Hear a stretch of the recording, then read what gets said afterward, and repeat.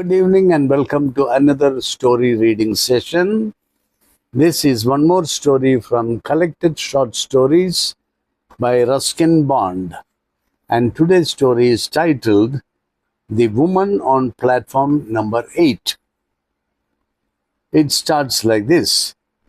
It was my second year at boarding school, and I was sitting on platform number 8 at Ambala station waiting for the northern bound train. I think I was about 12 at the time. My parents considered me old enough to travel alone, and I had arrived by bus at Ambala early in the evening. Now there was a wait till midnight before my train arrived. Most of the time, I had been pacing up and down the platform, browsing through the bookstall, or feeding broken biscuits to stray dogs. Trains came and went. The platform would be quiet for a while, and then, when a train arrived, it would be an inferno of heaving, shouting, agitated human bodies. And as the carriage doors opened, a tide of people would sweep down upon the nervous little ticket collector at the gate. And every time this happened, I would be caught in the rush and swept outside the station. Now, tired of this game and of ambling about the platform, I sat down on my suitcase and gazed dismally across the railway tracks. Trolleys rolled past me, and I was conscious of the cries of the various vendors, the men who sold cards, lemons, the sweetmeat seller, the newspaper boy, etc. But I had lost interest in all that, was going on along the busy platform, and continued to stare across the railway tracks, feeling bored and a little lonely. "Are you all alone, my son?" asked a soft voice close behind me. I looked up and saw a woman standing near me. She was leaning over, and I saw a pale face and dark, kind eyes. She wore no jewels and was dressed very simply in a white sari. "Yes, I am going to school," I said, and stood up respectfully. She seemed poor, but there was a dignity about her that commanded respect. "I have been watching you for some time," she said. "Didn't your parents come to see you off?" "I don't live here," I said. "I had to change trains. Anyway, I can travel alone." "I'm sure you can," she said, and I liked her for saying that.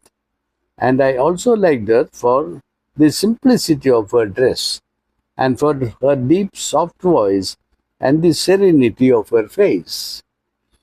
"Tell me, what is your name?" she asked. "Arun," I said. "And how long do you have to wait for your train?" "About an hour, I think.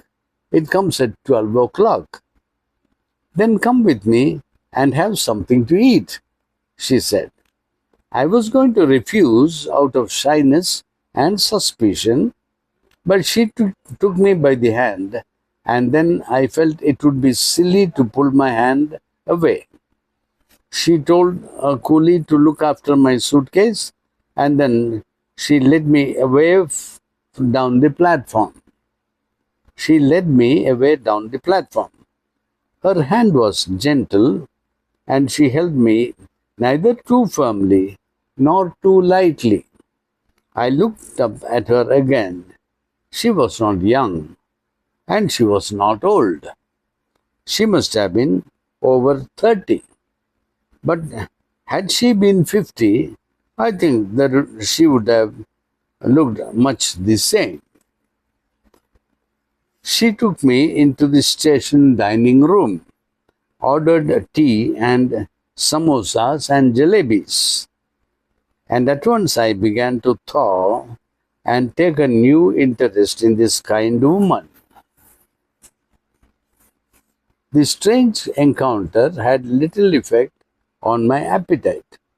I was a hungry schoolboy, and I ate as much as I could in as polite a manner as possible. She took obvious pleasure in watching me eat, and I think it was the food that strengthened the bond between us and cemented our friendship. For under the influence of the tea and sweets, I began to talk quite freely and told her about my school, my friends, my likes and dislikes. She questioned me quietly from time to time, but preferred listening. She drew me out very well, and I had soon forgotten that we were strangers. But she did not ask me about my family or where I lived, and I did not ask her where she lived. I accepted her for what she had been to me, a quiet, kind, and gentle woman who gave sweets to a lonely boy on a railway station. After about half an hour, we left the dining room and began walking back along the platform. An engine was shunting up and down beside the platform number 8, and as it approached, a boy leapt off the platform and ran across the rails, taking a shortcut to the next platform. He was at a safe distance from the engine, but as he leapt across the rails, the woman clutched my arm. Her fingers dug into my flesh, and I winced with pain. I caught her fingers and looked up at her face, and I saw a spasm of pain and fear and sadness pass across her face. Pain, fear, and sadness. 3 emotions. She watched the boy as he climbed the platform, and it was not until he had disappeared in the crowd that she relaxed her hold on my arm. She smiled at me reassuringly and took my hand again, but her fingers trembled against mine. He was all right, I said, feeling that it was she who needed reassurance. She smiled gratefully at me and pressed my hand. We walked together in silence until we reached the place where I had left my suitcase. One of my schoolfellows, Satish, a boy of about my age, had turned up with his mother. "Hello, Arun," he called. "The train's coming in late, as usual. Did you know that we have a new headmaster this year?" We shook hands, and then he turned to his mother and said, "This is Arun, mother. He is one of my friends and the best bowler in the class." "I'm glad to know that," said his mother, a large, imposing woman who wore spectacles. She looked at the woman who held my hand and said, "And I suppose you are Arun's mother?" I opened my mouth to make some explanation, but before I could say anything, the woman replied, "Yes, I am Arun's mother." I was unable to speak a word. I looked quickly up at the woman, but she did not appear to be at all embarrassed and was smiling at Satish's mother. Satish's mother said, "It is such a nuisance having to wait for the train right in the middle of the night. But one can't let the child wait here alone. Anything can happen to a boy at a big station like this. There are so many suspicious characters hanging about. These days, one has to be very careful of strangers. Arun can travel alone, though, said the woman beside me, and somehow I felt grateful to her for saying that. I had already forgiven her for lying, and besides, I had taken an instinctive dislike to Satish's mother. Well, be careful, be very careful, Arun, said Satish's mother, looking sternly at me through her spectacles. Be very careful when your mother is not with you, and never talk to strangers. I looked from Satish's mother to the woman who had given me tea and sweets, and back at Satish's mother. I like strangers, I said. Satish's mother definitely staggered a little, as obviously she was not used to being contradicted by small boys.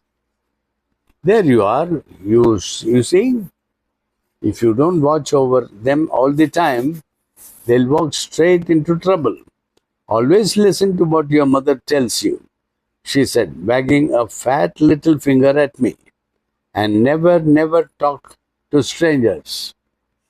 I glared resentfully at her and moved closer to the woman who had befriended me.